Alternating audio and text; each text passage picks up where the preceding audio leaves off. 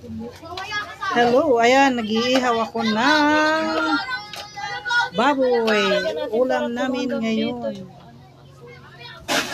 Ito ang aming ulam for today.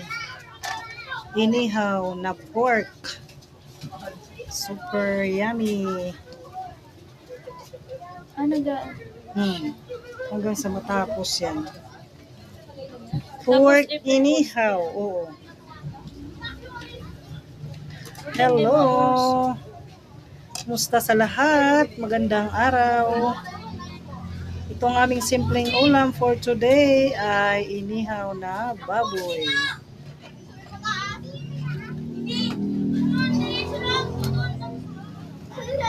Ano mapasok ka dyan? Para kumalat ba yun? Bango?